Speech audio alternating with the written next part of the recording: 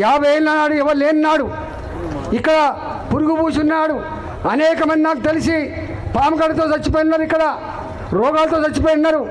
అయినా కూడా ఇక్కడ ఉంటే ఇవాళ నేను అంటున్నా, ఏ ఇండ్లు అయితే ఇవాళ కాలనీలలో మీరు కూలగొడుతుండ్రో ఎందుకు కూలగొడుతున్నారు అంటే 25 ఏళ్ల క్రితం 30 ఏళ్ల క్రితం కట్టుకున్న వాటిని మళ్ళీ ఒక స్లాబ్ వేసుకుందామంటే కానీ, లేదా గుడిసె ఉంటే రేకులు షెడ్ వేసుకుందామని కానీ తప్ప అదేమన్నా కొత్తగా వేసుకుంటారా?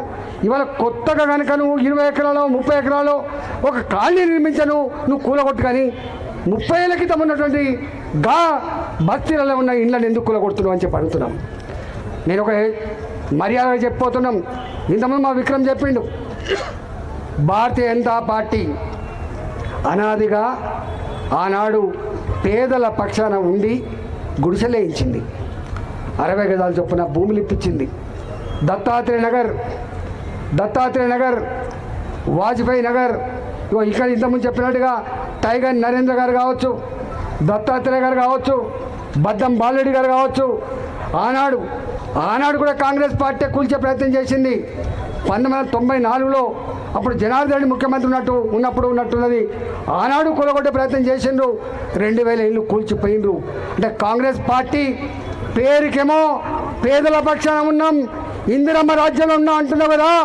ఇందిరమ్మ రాజ్యం అంటే ఇవాళ పేదల గుడిసెలు కూలగొడ్డా బిడ్డ. ఇందిరమ్మ రాజ్యం అంటే 30 ఏళ్ల క్రితం 40 ఏళ్ల క్రితం కట్టుకున్న కాలనీలను బుల్డోజర్లతో కూల్చివేసిన బిడ్డ అని చెప్పి అడుగుతా ఉన్నా. నువ్వు చెప్పే మాటలు వేరు, చేసే పద్ధతి వేరు. కాబట్టి ఇవాళ ఈ బాలాజీ నగర్లో మీకు సంపూర్ణంగా మేము అండగా ఉంటామని చెప్పి తెలియజేస్తా ఉన్నాం. మీకు అండగా ఉంటామని తెలియజేస్తా ఉన్నా. చాలామందిని చూసినాం, కేసీఆర్ కూడా చూసినాం. గిట్నే నేను ఆనాడు 6000 మందికి పట్టాలు ఇస్తా అని చెప్పి 2006లో వచ్చిండ్రు. ఇదంతా గ్రామకంఠం అని చెప్పిండ్రు. ఎన్ని మాటలు చెప్పిండ్రో, ఎన్ని జీవోలు ఇచ్చిండ్రో, ఎన్నిసార్లు మీటింగ్ పెట్టుకున్నారో, కానీ మీకు చేతులు రాలే బిడ్డ. మీ యావా మీ ధ్యాస మా గరీబోళ్ళు కాదు, మీ యావా మీ ధ్యాస ఉన్నోళ్ళు కదా, హైటెక్ సిటీ కదా దిక్కు మీరు చూసేది. మీ సూపు గడు తప్ప మీ సూపు జవాన్ నగర్ దిక్కు లేదని చెప్పి అర్థమవుతుంది. కాబట్టి ఇవాళ మీకు అండగా ఉండడమే కాదు, నేను కలెక్టర్ని అడుగుతా ఉన్నా. నేను సంవత్సరం అవుతుంది ఇక్కడ ఎంపీ అయి, ఒక్కనాడు కూడా సంవత్సరం మీద 7 నెలలు 8 నెలలు అవుతుంది ఇక్కడ జిల్లాకు మంత్రి గతి లేడు. ఇక్కడ ఈ జిల్లాకు ఒక ఇన్ఛార్జి మంత్రి ఉన్నాడు శ్రీధర్ బాబు గారు. మేము అనేకసార్లు అడిగినా, అయ్యా శ్రీధర్ బాబు గారు మీ దయా ఒకసారి మీరు డిఆర్సీ పెట్టండి అని చెప్పి ఎమ్మెల్యేని పిలవండి, కార్పొరేటర్ని పిలవండి, మాతో మీటింగ్ పెట్టమని చెప్పి అడిగినా. 3 సార్లు పోస్ట్ పోన్ అయింది, ఇప్పటికి లేదు. ప్రజల సమస్యలు ఎక్కడన్నా ఆఫీసులలో చర్చిద్దామంటే కలెక్టర్ చర్చించడు, ఆఫీసర్లు చర్చించడు. ఇవాళ ఇక్కడ ఉన్న ఎంఆర్ఓ నేనే రాజునంటదామె, ఇక్కడున్న ఆర్డీఓ నేనే ముఖ్యమంత్రిలాగా అంటారు. నేను అంటున్నా, మీ తాత జాగీర్లు కాదు, పేదల బతుకులతో చెలగడమాడితే మీరు అనుకుంటున్నారు ఈ ప్రభుత్వం శాశ్వతమని చెప్పి. మీ అన్నీ కూడా మీ పద్దంతా కూడా రాసి పెడతాం. తప్పకుండా ప్రజాక్షేత్రంలో మీకు శిక్ష తప్పదని చెప్పి కూడా హెచ్చరిస్తూ ఉన్నాం. మీరు కుర్చీలో కూర్చున్నది, మీరు మంత్రుల కుర్చీలో కూర్చున్నా, ముఖ్యమంత్రి కుర్చీలో కూర్చున్నా, కలెక్టర్ కుర్చీలో కూర్చున్నా, ఆర్డీఓ ఎంఆర్ఓ మీ ఆర్ఐ ఎవడు కుర్చీలో కూర్చున్నా కొడుక, మేము కట్టిన పన్నుల డబ్బుతో తీసుకున్న జీతగాలు తప్ప మీరు ఎప్పుడు ఓనర్లు కాదు బిడ్డ, మీరు ఎప్పుడు ఓనర్లు కాదు. ఓనర్ల మేం. ఈ భూమి మీద హక్కు మాకుంటుంది, ఈ భూమి మీద హక్కు మాకుంటుంది, జీవించే హక్కు ఉన్నది. నీకు బుద్ధి ఉంటే, జ్ఞానం ఉంటే, నీకు ఏమాత్రం ప్రజల మీద విశ్వాసం ఉన్నా మొత్తం కట్టిన ఇళ్లకు 30 ఏళ్ల క్రితం ఎక్కడైతే కట్టిండో, 40 ఏళ్ల క్రితం ఎక్కడైతే కట్టిండో కట్టుకున్న ఇళ్లకు మీరు పట్టాలు ఇచ్చే ప్రయత్నం చేయండి, ఇంకా ఒకవేళ ఇంకా ఖాళీ భూములు పోలని ఉన్నాయి, మీరు వాళ్ళ మరణ వాళ్ళు పోతారు. 60 గజాల 80 గజాల డిసైడ్ చేయండి. కొన్ని లక్షల మంది హైదరాబాద్లో పేదవాళ్ళకు ఇల్లు కట్టి ఇవ్వమని చెప్పి నేను డిమాండ్ చేస్తున్నా. మీకు తెలుసో తెలియదో, కేంద్ర ప్రభుత్వం 3,04,000 ఇల్లు ఇచ్చింది 10 ఏళ్ల క్రితం. కేసీఆర్ రాజ్యంలో కేసీఆర్ ముఖ్యమంత్రి ఉండగా 10 సంవత్సరాల కాలంలో 3,04,000 ఇల్లు ఇచ్చిండ్రు. కానీ కట్ట దమ్ము లేదు, శాతకాలే. 1,75,000 కట్టిండ్రు. ఆ కట్టిన కూడా ఇంతవరకు పంచలే, ఇక్కడనే ఉంటుంది. ఇక్కడ 3,000 ఇల్లు కట్టిండ్రు. దాని పేరేంది, బాంబే హౌస్లు కట్టింది ఇక్కడ, కానీ ఇప్పటి వరకు ఇయ్యలే. అంటే ప్రజల సొమ్ముతో కట్టిన ఆ ఇండ్లు, అరే నీకైనా బుద్ధి ఉందా, జ్ఞానం ఉందా, ఏం చేస్తున్నారు మీరు పరిపాలన? 20 ఏళ్ళ క్రితం కట్టిన ఇండ్లు ఈ పేదవాళ్ళని గుర్తించి ఇచ్చే దమ్ము లేకపోతే నీ సిస్టమ్ ఏమున్నట్టు, నీ అధికారులు ఏం చేస్తున్నట్టు?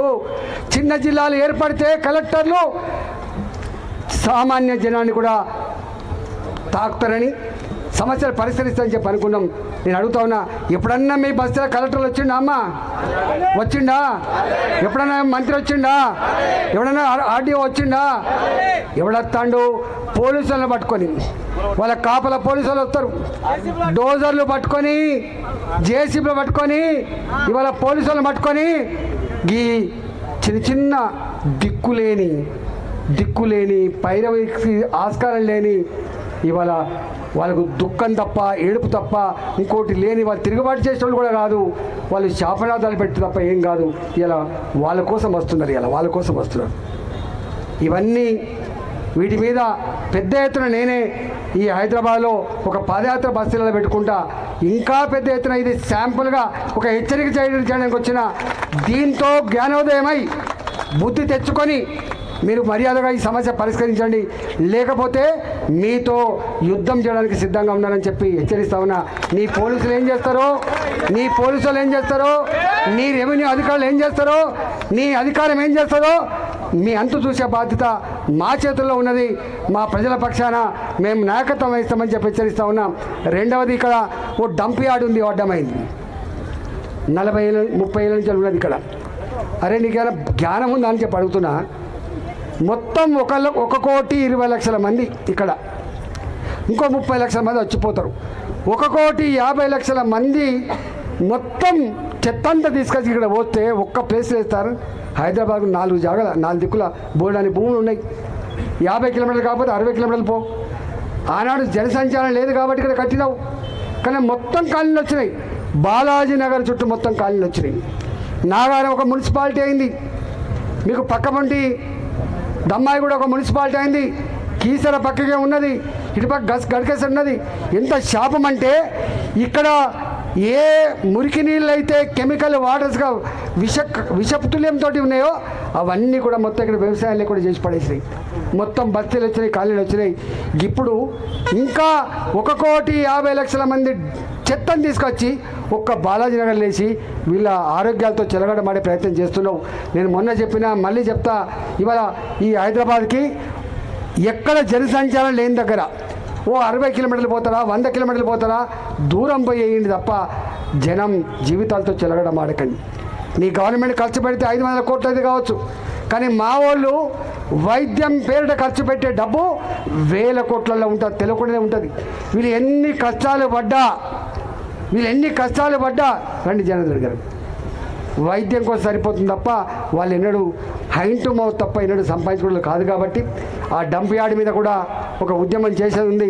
డంప్ యార్డ్ ఇక్కడి నుంచి తరలించేంత వరకు, లేదా డంప్ యార్డు హైదరాబాద్కు 4 దిక్కుల 4 పెట్టేంత వరకు ఆ ఉద్యమం కూడా చేస్తామని చెప్పి మీకు మనవి చేస్తూ, ఇంత గొప్పగా ఇవాళ ఈ ధర్నాకి మీరు అన్ని దరఖాస్తులు ఇచ్చిండ్రు.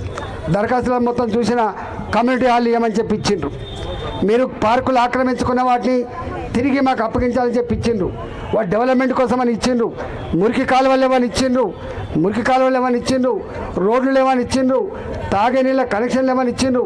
ఇవన్నీ దరఖాస్తులు నేనే తప్పకుండా క్రోడీకరించుకొని వాటి మీద దృష్టి పెట్టి త్వరలోనే కొంచెం పనులు తప్పకుండా చేస్తా అని చెప్పి మీకు మాట ఇస్తూ, ఈ అవకాశం కల్పించిన మీ అందరికీ కూడా ధన్యవాదాలు తెలియజేస్తూ, మీ అందరికీ